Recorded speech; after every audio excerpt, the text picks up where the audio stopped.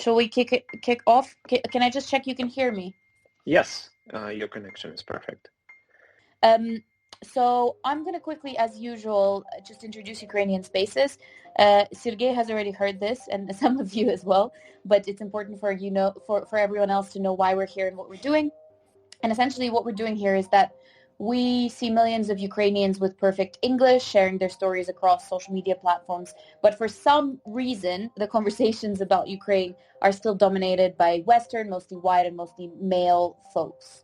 So not only does it continuously rob Ukrainians of their agency, but it also perpetuates outdated, misleading, and false narratives about Ukraine and Ukrainians. So we just want to foster a relaxed, safe, and chill space for Ukrainian voices to express themselves without the need of fitting Western boxes. And the rest who are here, the rest of the people who are here and are listening to us, can use this space to educate themselves about Ukraine from the perspective of Ukrainians themselves. I hope Sergey doesn't mind. I will share one quick story that one of our followers shared on Twitter using Ukrainian Spaces hashtag, and it's so beautiful and powerful. I really want you to all to hear it and also share it afterwards. So this is from account with the name Solomia Forums, and she writes, being part of the Ukrainian diaspora is a surreal experience. I feel torn apart because of a war in the country of my blood, which I have never visited. It doesn't feel like I have a right to feel this way, yet I do. In tears, me apart knowing my Baba, grandmother, survived the Holodomor to birth my mother and then me, and within that time frame, another genocide is upon us. The systematic attempts to destroy Ukraine have been horrible and historical, and they live in my bones in ways I cannot describe. And it is, as I said, where my soul is from. I went soul searching when I was younger, Ukrainian Canadian, who was conditioned to think of her culture as not good enough thanks to colonial values. When I went soul searching, I found Ukraine. I found Lesa Ukrainka, Oksana Zabushko, Oleska Novakivsky, Ivan Trush, a spirit of resistance, of speaking truth, of embracing the melancholy and beauty of the world all at once. Ukraine is the home of me and my values. And this moved me so much. Thank you, Solomia, for sharing us this story, and I hope everyone else can also share it because this is quintessentially Ukrainian, so powerful. And yes, Sergey, hey, our featured Ukrainian.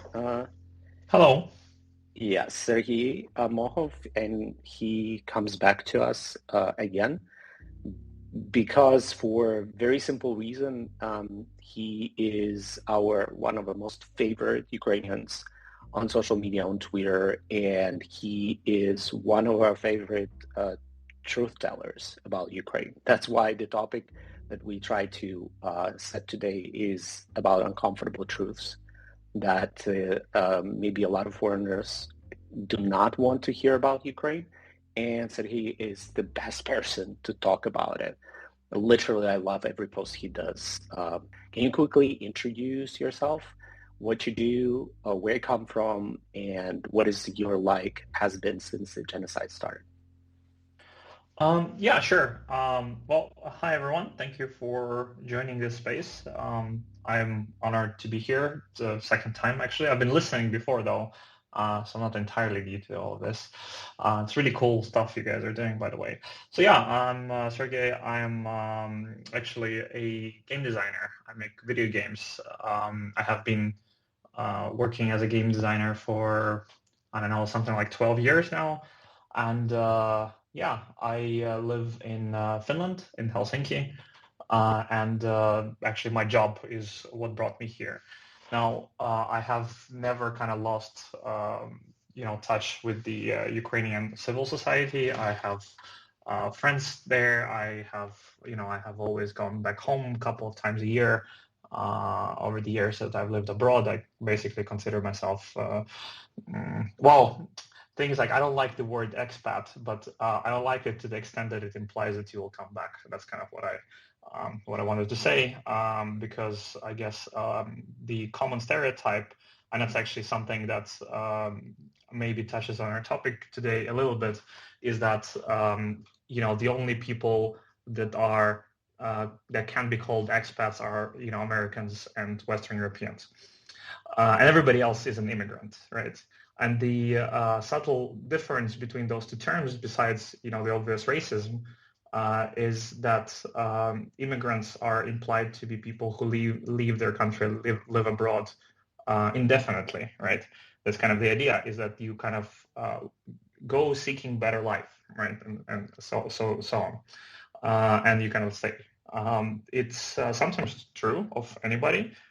It is also sometimes true of North Americans and Western Europeans, that they leave their home country and they live abroad, and yet I have very rarely heard anyone call them immigrants. On the other hand, Ukrainians and Africans and Asians and like Eastern Europeans in general, not just Ukrainians, tend to be called immigrants. Anyway, I digress.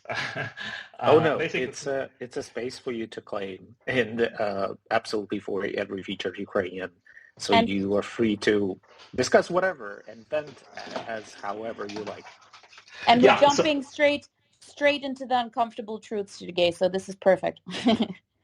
Yeah, I was just like, I just started talking about myself, and that's kind of like, and I was like, thought, okay, how should I characterize myself, right? Well, I live and work abroad. Did I ever intend to stay this long abroad or work this long abroad? Not necessarily. It just kind of depends on where work is and where I like working, right? And it doesn't mean that because I'm Ukrainian, I am here to, come and steal people's jobs and whatever, because that's something that you hear a lot from, especially Western Europeans. But yeah, anyway, so when the full-scale invasion started on February 24th, I was actually planning to spend that day playing Elden Ring, which is a game that was coming out. Being a game designer, it's a pretty influential game, as you can imagine. And instead, I woke up at 5 in the morning, woken up by a phone call from a friend that, hey, a war has started. And I went to a protest, and I met Ukrainians there who were protesting this. I also went to a couple of protests before that, because it was obvious to a lot of Ukrainians that the threat is real. Even before that, but there's only 10, 20 people before. And then on that day, February 24th, there were hundreds of people right away. And then I went to a military supply store the next day because I thought, hey, what can I do? Maybe I can buy some stuff here in Finland that is available here and send it over to to our military to help them out. And when I came to the military supply store, I met 10 more Ukrainians who were there for the same exact reason, that without talking to each other, came to the same store on the same day to do the same thing. So we created a WhatsApp group, and I've been basically in communication with these people and their friends and their friends' friends, trying to figure out okay, what do we need to buy? Where do we get the money? How do we organize the logistics? Where to get a warehouse? How to get permits for purchasing equipment, and so on and so forth. And I've been pretty much nonstop doing that since the invasion started and the genocide and everything. Actually, I wanted to, because I'm so grateful for you to picking up the topic of Ukrainians living abroad, and because there are 20 millions of us, both Ukrainian citizens who are forced to live abroad for various reasons, and also Ukrainians who took roots abroad because of many waves of repressions of Ukrainians in centuries before. So I wanted to ask you specifically about that experience, because my guess, again, comparing to myself and also Val, that we developed over the years living abroad a bit of higher sensitivity towards all this ignorance about Ukraine that we see and we meet and we face abroad so often. This sort of even anti-Eastern European racism, despite that many Eastern Europeans are also white people, but still we face kind of the same racial dynamic as many other people of color in Western Europe. So wasn't it the reason why you are so outspoken about these issues, because it's not like you're just smart, you also, it feels that you're very passionate about what you say, and you have all the right words to describe those experiences. The fact of the matter is any person living outside of their country very quickly realizes that whether they like it or not, they become an ambassador of that country. People, especially Ukrainians, I don't know how it's for others, but I guess there is a lot more kind of like intergenerational intermixing between other Europeans because of the European Union, and that has been going on for a very long time. Ukraine has had, visa-free travel to European Union only for past, I don't know, 6-7 years or something. So because of that, as a Ukrainian, I found myself being also the only Ukrainian that most people I've met will ever meet in their life, right, or have ever seen before. So what I say is going to inform those people's opinion and understanding of my home country and everybody in it and its culture pretty much probably for the rest of their life, right? They have no other chance of learning that, right? Because we humans learn through these social experiences, and we trust people that we, speak to face, and that's kind of something that was a little bit shocking to me, because when I first moved to the EU, which was in France actually in 2012, I had thought that it was very much like a normal, that Ukraine was just a normal European country. I had no idea just the level of just sheer ignorance about like where I'm from and who I am and so on that I encountered there. And I've been pretty much non-stop explaining Ukraine to people for the past, now over 10 years, almost 10 years actually, yeah. So it's something that is that I basically I've gotten good at over the years, I think, because you kind of have to do it every day. You have gotten incredible at it, which is why I wanted to ask you about one of my favorite tweets that you did. I think it was quite recently, where you said that, and I'm going to quote if that's okay, and maybe you can comment on what caused you to express yourself in this way. But you said that maybe the Westerners saying it's the US fighting a proxy war against Russia should ask Ukrainians and consider shutting the fuck up. Not everything is about your academic debates and Reddit politics. We're fighting for our existence. We're grateful for any assistance that we receive. Was this something particularly triggering to you in terms of debates that you were hearing, or sort of what made you, I can, probably name a couple of things that would make me write something like that, but it would be great to hear your motivation for trying to make people pay attention to this. Yeah, absolutely.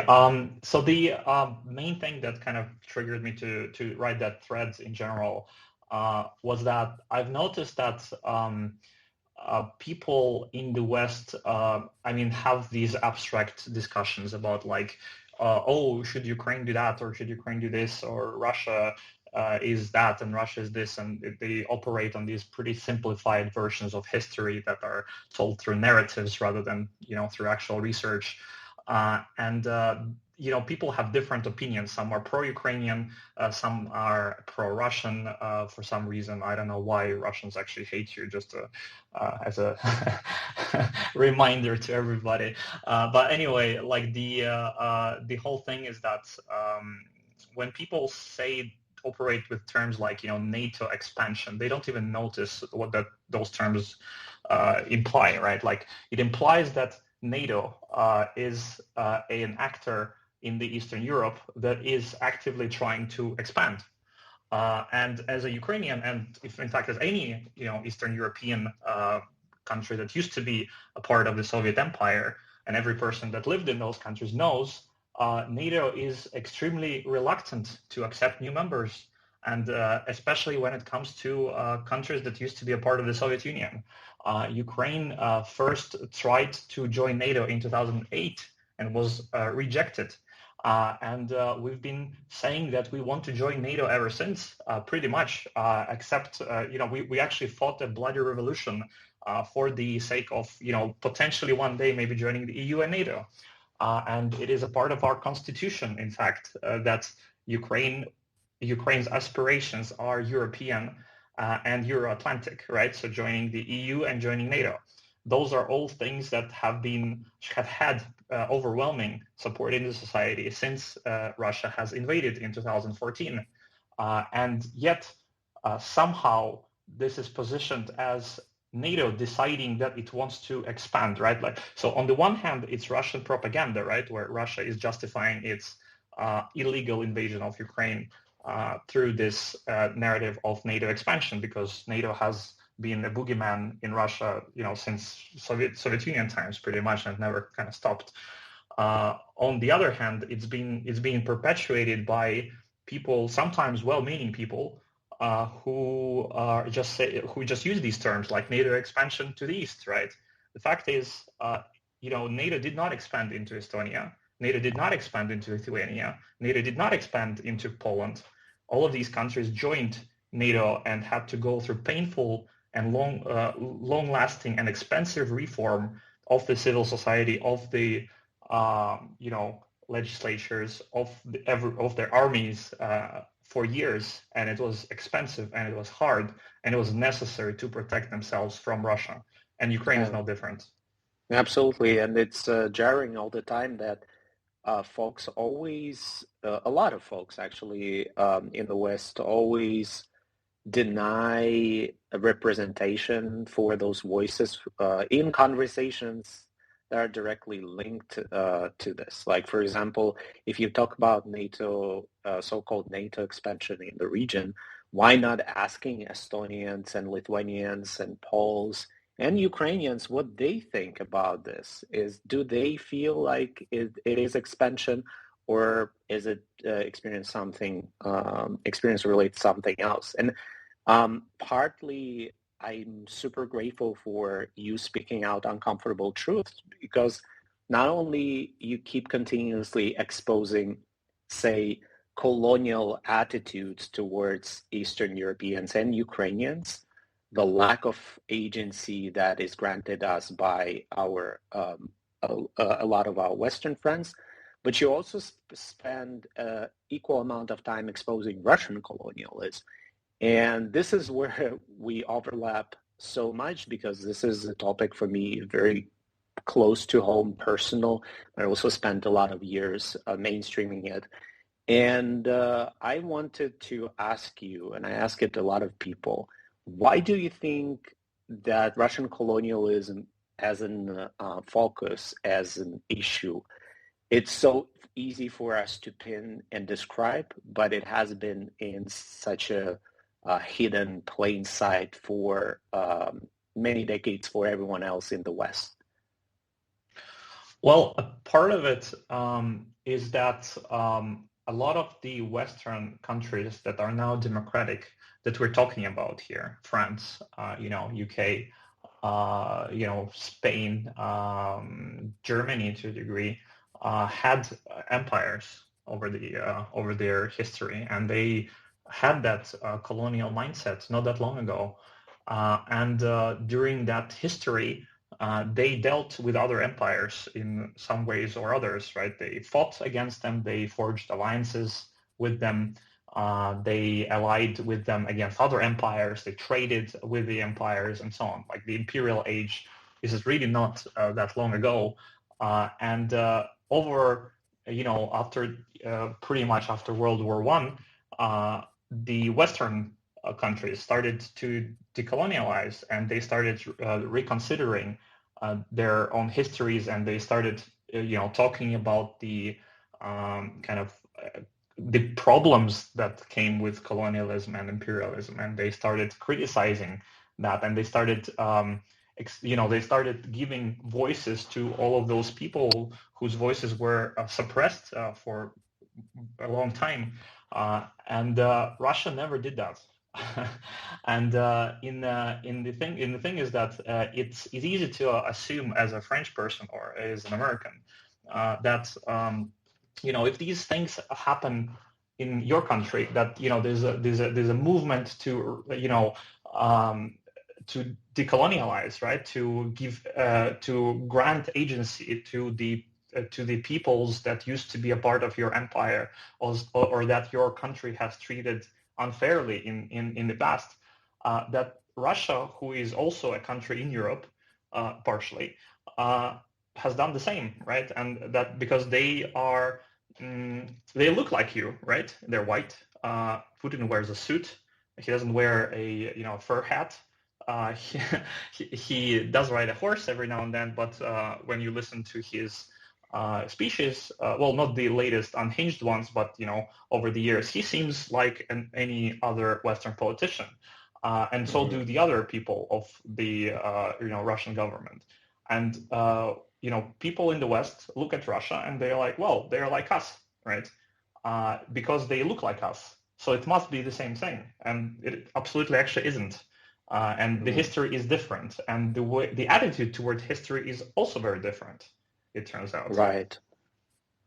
Yeah, absolutely. And I think a part of the reason is also lack of representation from nations and countries that were colonized. So when we talk about the academic studies and research, and also conversations on mainstream media about this region in general, not just Russia, but in region in general, it's always been explained either by explained by Western people or by Russians. And the same comes for research in academia, where a lot of departments on your Eastern European or Slavic studies, they're 95%, 99% is all about Russia, and Russians explaining Russia in the neighborhood, not us doing that job. Absolutely. Yeah. And, sort of leading on from that, we have spoken about this with Maksym before, and I'm sure this is something, well, I know for a fact you've spoken about this as well, but, a lot of Ukrainians, well, first of all, when all of this kicked off and we were all invited to speak or ask for comments or all of this, the first thing that loads of people asked were like, oh, and what do you think about the hate towards Russians that is being spread and all of this stuff. And I remember back then the sort of approach we had was we don't have the energy right now to talk about that. We're focused on talking about Ukraine and Ukrainians and reclaiming our agency in the discourse around Ukraine and the war. But I think what this has progressed to now is that there's this sort of, I would say it's more so in circles of intellectual, I don't know, pseudo-intellectual, I don't even know what to call them, people who know good Russians. I'm basically going to the topic of good Russians in quotation marks, people who are anti-Putin, anti all of this. And I was just, a lot of us Ukrainians know that for many, of course, I'm not saying this is everyone that exists and all Russians in the world, but obviously for a lot of the time, sort of the liberal values of a lot of these people stop when it comes to Ukraine and Ukrainians. They might be, for free speech in Russia and anti-Putin and all of this, but a lot of the time, as soon as it reaches the topic of Ukraine and Ukrainians, a lot of these good Russians start to crumble. And it's just not a new phenomenon, I guess, in recent history. But you've done some work around that, and you've discussed that. What are your sort of thoughts and feelings around what should we tell our friends outside of Ukraine about our feelings on this topic? Yeah, I think can you hear me, by the way? I'm not sure this. Yeah. Okay. Yeah, it just looked like it was acting out. Yeah. So one easy way I think to think about it is this. It's not that there aren't any cases of hate of individual in people and individuals toward other individuals of Russian origins. It is just that these are such minor and actually unimportant in the grand scheme of things cases that are being made a lot out of at the moment, that they distract from the real issues that are happening to a lot of people on a large scale from the institution that is the Russian Federation. There's the whole idea of like Russophobia in quotes is distracting and harmful to spreading the Ukrainian cause. Not because it doesn't exist, or rather not because it doesn't exist at all, but because the level on which it exists, it literally doesn't matter. It is not a problem. It is not a thing that we need to be solving, and it is absolutely not equivalent to genocide, right? So the problem is this, right? And I know that this is not a direct comparison, but it's a similar problem, right? It's not that all lives don't matter. It is that all lives cannot matter until Black lives matter, and that's something that a lot of people in the West understand as a concept, but I don't think that a lot of people understand that.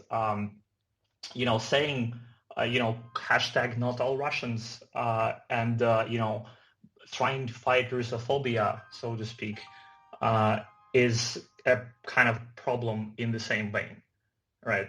Like it is just like you are distracting the discourse from the actual problems that are actually happening with millions now, as refugees, with over 1 million, I think like 1.5 million now was the official statistic, deported from Ukraine into Russia and put in concentration camps.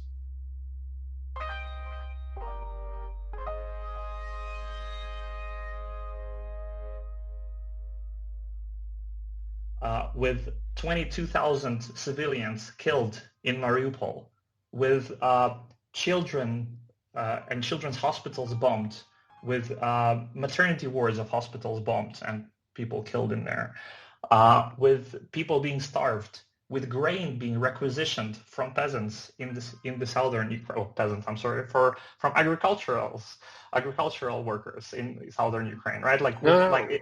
It is literally World War II and interwar period level like cruelty and just disgusting attitude of a lot of people toward a nation that is their neighbor, right? It cannot happen unless there are millions of Russians actively hating all Ukrainians in general. Absolutely. Just for being Ukrainian.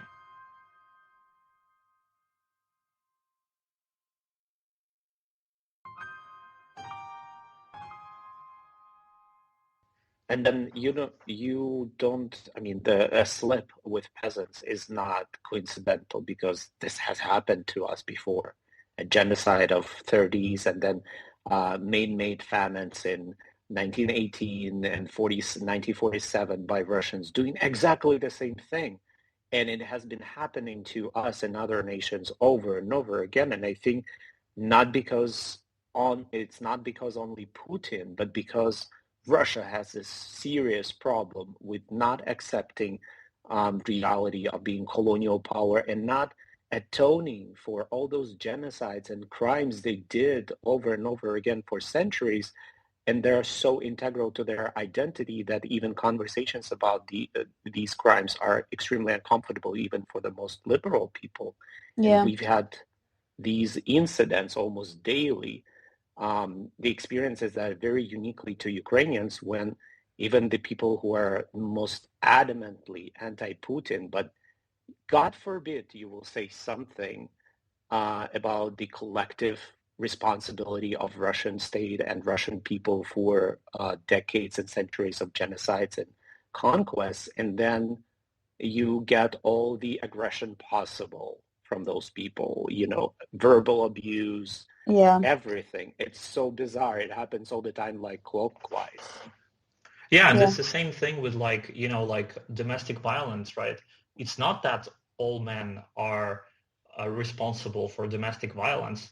It's just that shut the fuck up, right? Like it's just literally that. All we're asking, as Ukrainians, is for Russians to stop teaching us how to live, and also let people express their anger and their anguish and their despair in some cases, and not being moralized. Like it is our tragedy, and it is caused by your country that you haven't reformed, that you haven't, you haven't bothered to question your culture and your history to a large enough degree to stop this, right? So like maybe it's not the time for you to speak up. Maybe it is time for you to actually, keep it quiet and let the victims talk. And that's Yeah, what I And think is the where 100%. problem. where are those multi-million protests in Russia? I always like the time if you want to speak up, where is that action? I mean, Belarusians are literally in in a guerrilla movement in their own country, sabotaging Russian military supplies, planting bombs on trainways, and there's nothing like that happening in Russia. All they do is they complain how hard life is becoming, and that's it. Yeah, So for sure. But the other thing is like, we were talking about this in one of our earlier podcasts. It's like all of us have a limited amount of time in our day, right? And we have to make really hard decisions about what we talk about right now, what is most important to talk about right now. This might change from today to tomorrow, but I think even with situations like this that we're talking about, for those Russians who are speaking out at least about something, they really need to choose what they talk about. And as Sergey is saying, they really should be choosing to talk about the situation of Ukrainians right now, if they are saying anything, as opposed to, put completely changing the conversation and putting it back onto themselves. We've been listening to them, as you said, for centuries now, like it's time for the experiences of other people to be, if not prioritized, but at least heard.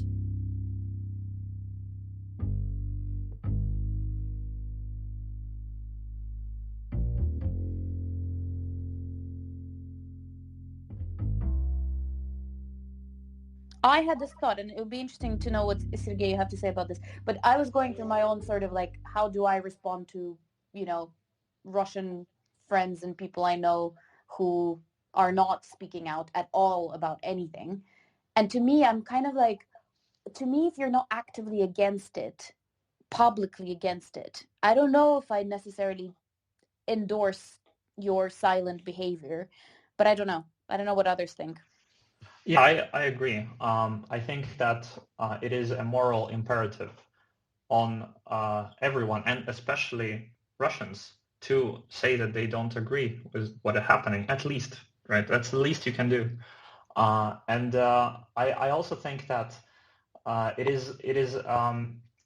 is also absolutely justified on the side of Ukrainians who are for the most part, living under constant threat of death, right? There's actual rockets falling on our cities and towns every day, thousands of them, like to be angry and to express that anger publicly. And any attempts to silence that anger is tantamount to endorsement of the actions of the Russian government. And any Russians that have experienced that anger when they try to defend their kind of public stance of like, oh yeah, but what about the Russians? They should know that this is not happening because people necessarily disagree with their position. It's because people are just angry in general, and that's okay. And they should be absolutely okay in the current circumstances. All we want is just to, for Russia to stop killing us and to be able to talk openly about it in any way that we see fit at the moment. And we'll talk about, reparations or, repairing relationships or anything like that a couple of generations from now, probably at this point. This is not the time to do this. We are not going to be friendly with Russians as a whole for a very long time because of what is happening. And that's okay. That's how it's supposed to be right now. I'm yeah. sorry. Like there's just no other way around it. That's uncomfortable truth for Westerners. They need to hear it. Thank you for that.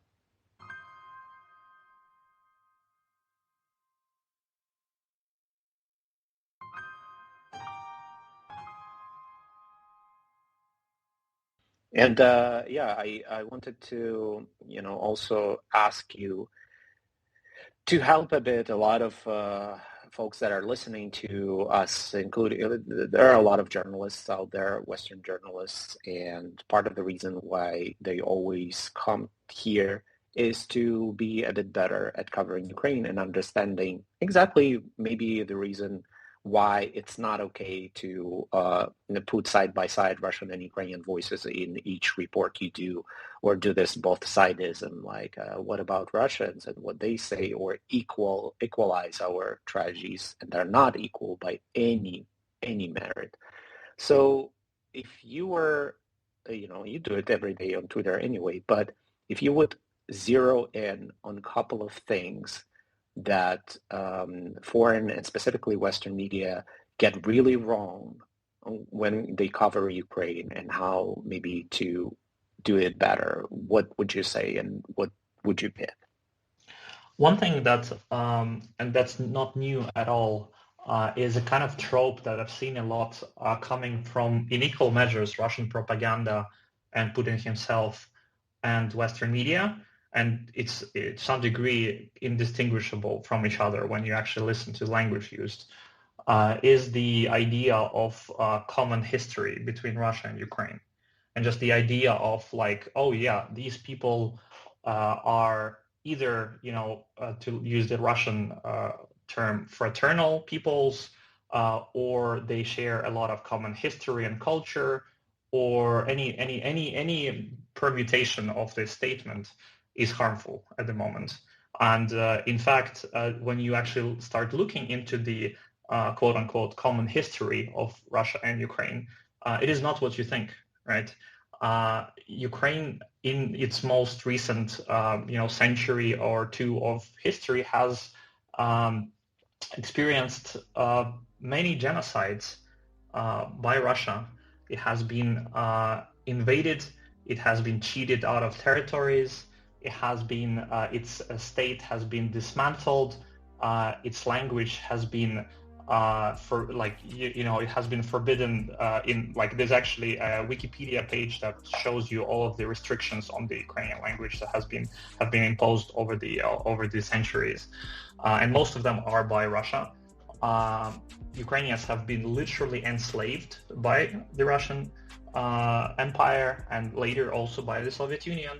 Actually, a little known fact about the Soviet Union is that peasants were not allowed to leave their villages because they did not have passports, and they were supposed to work as slave workers there, basically. Yeah, my family was like that, and probably yours as well. Yeah, and then their crops were requisitioned, and they starved because they couldn't leave, but they also couldn't grow their own food. And that's the kind of history we have in common, that we share with Russia. At the same time, this is a neighboring country, right? So you get a lot of people who have, Russian ethnic people in their families, right? Some Ukrainians are married to Russians and have one or even sometimes two parents who are ethnic Russians. The thing is that ethnic composition is one thing, but it is important to understand that Ukraine is not an ethnicity-centered country. It is a political state, much like the United States, in fact. It's a political nation, and that means that people of different blood and and skin color and different religions are all Ukrainians, actually, right? Like that's the kind of weird thing, is that Crimean Tatars, who are ethnically a completely different people, right? And in fact, the majority of them are Muslim, are Ukrainians as well, right? By culture, by choice, to a large degree, and that's something that my dad is actually from Siberia, right? So he's Russian ethnically. My mother is half Russian. I'm Ukrainian though, right? And the thing is that we are not united as Ukrainians. We're not united by blood or by race or by religion. We are united by our culture and by our shared understanding that Ukraine is our home.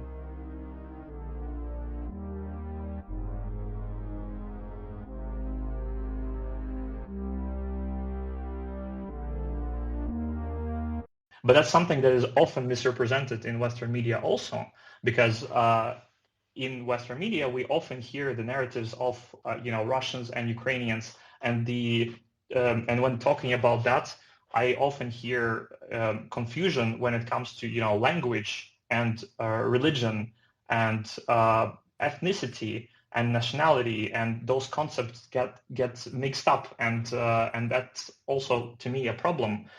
Because that just represents a fundamental misunderstanding of what Ukraine is and what Russia is, and how those things interact with each other.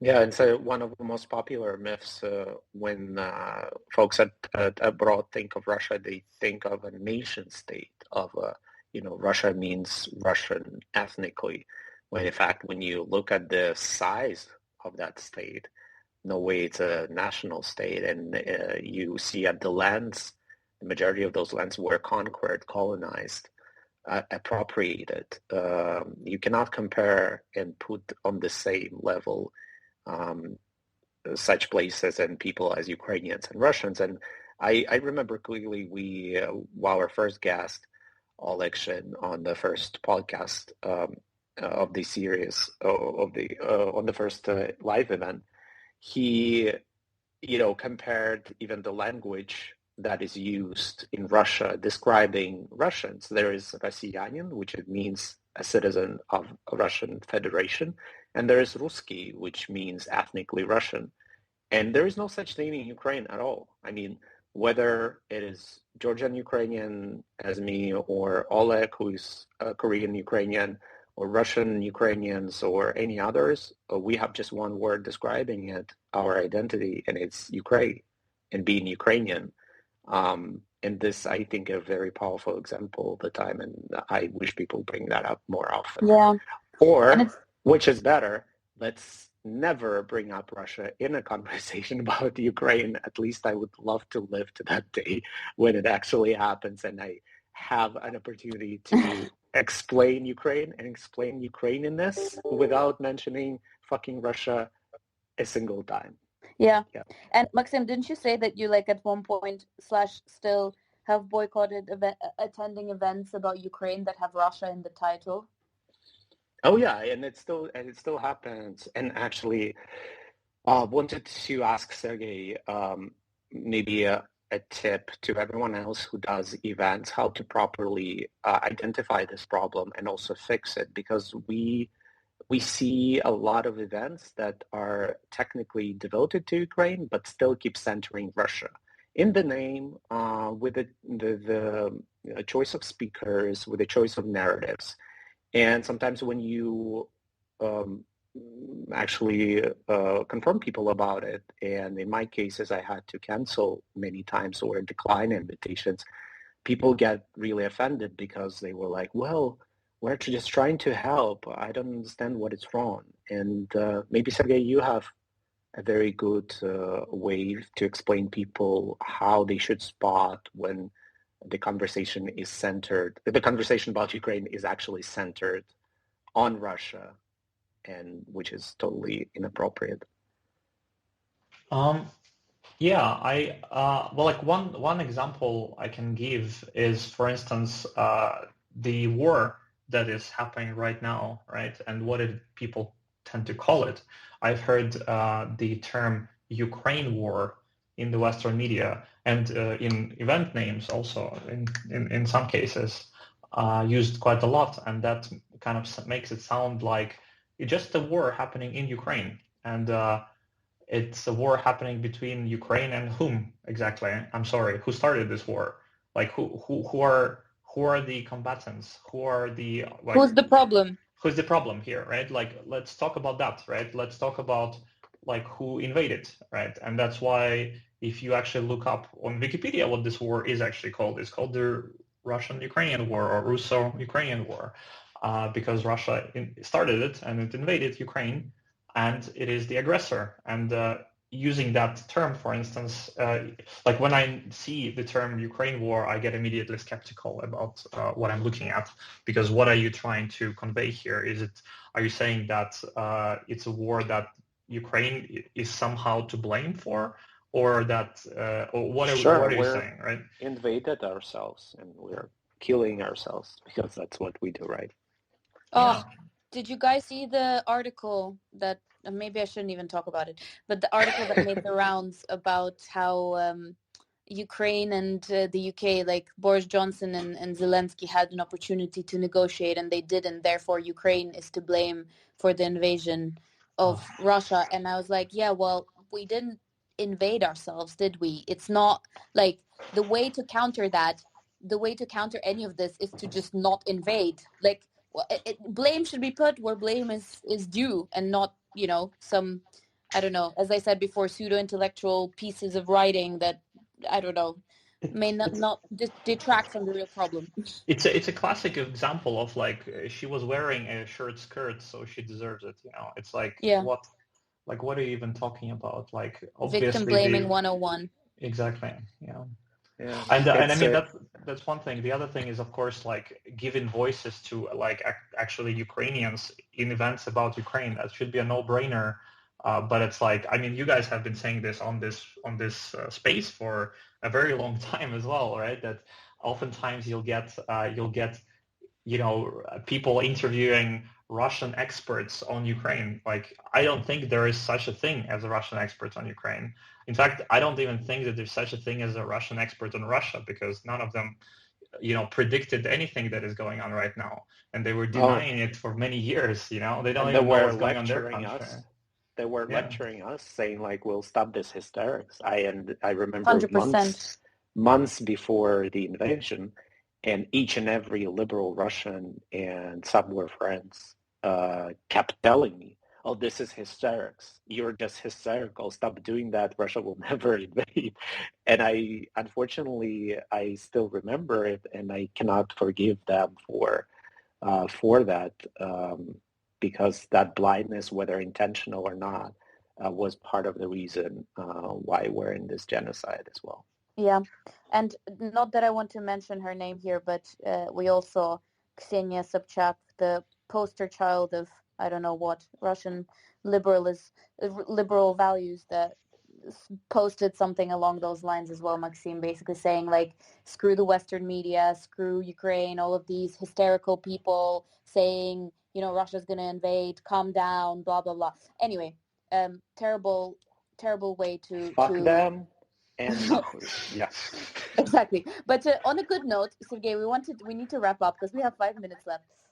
We know that you do a lot of fundraising for different causes in Ukraine. So we were wondering whether you could tell our audience a little bit about what you fundraise for and how they can support your efforts. Yeah, of course. So if you follow me, I occasionally post topical fundraisers just by a group of volunteers that I work with directly.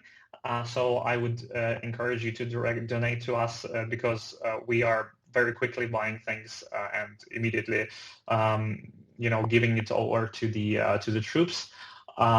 If you, of course, trust me enough to give me money, that is, recently we, for instance, fundraised for a couple of generators for our special ops units, and the generators are actually already on the way to us in Poland, and we're going to, I'm actually going to post a picture as soon as we get them.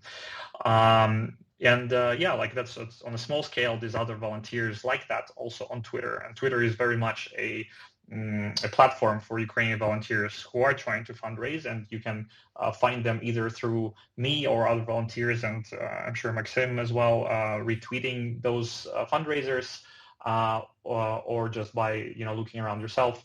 Also, I always, when in doubt, suggest that you should donate to Come Back Alive, which is with the biggest Ukrainian charity that helps the military with non-lethal assistance, and also the Pritula Foundation. These are the two biggest kind of charities with the most resources in Ukraine that are helping the military. And I should stress that you should be helping the military, because I know that it is a constant struggle to get funds for efforts that are not humanitarian in the West, because people in the West think that if they are sponsoring the Ukrainian army, they are prolonging the war. That is not, in fact, true. The war will continue longer. The longer the less prepared the Ukrainian army is, because the Ukrainian army did not start this war, and it is in fact there to stop it. The only way to stop this war is through Russian defeat, and if we want to accelerate that defeat, we need to help the Ukrainian army. Also, you should be donating to humanitarian organizations, so I would recommend splitting your donation 70-30. So you give 70% to a military fund and then 30% to a humanitarian organization, of which there are also many. But either way, I would recommend finding a Ukrainian one specifically, not an international organization that tends to lack in accountability, and they also are not very effective because they have employees in Western Europe and North America who cost a lot of money with expensive offices and expensive equipment, and they often don't have enough network on the ground to actually help people. So that's what I would recommend. There's some links you can find pretty much anywhere online or on Twitter, or you can even go to my profile and click on the link Support Ukraine Now that I have there.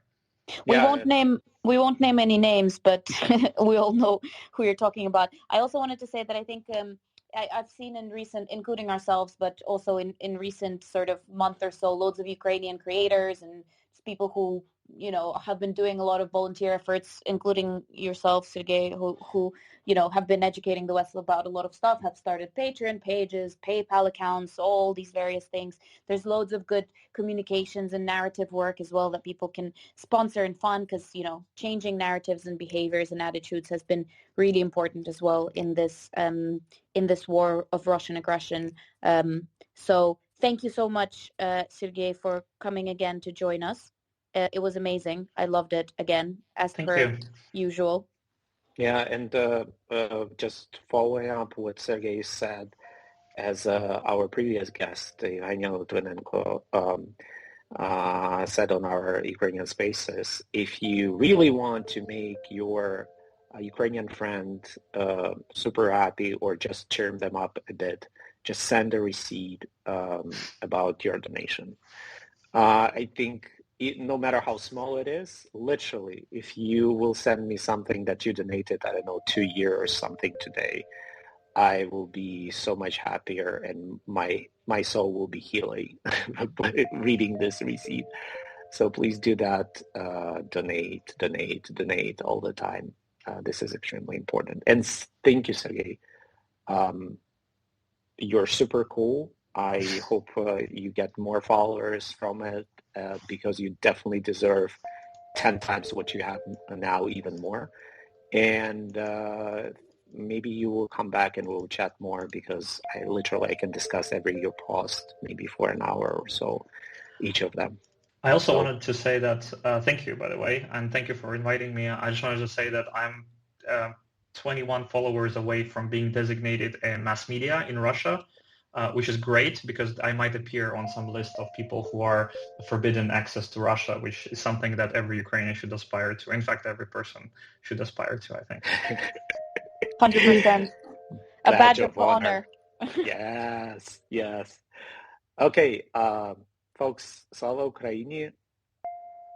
Героям слава. And see you next time.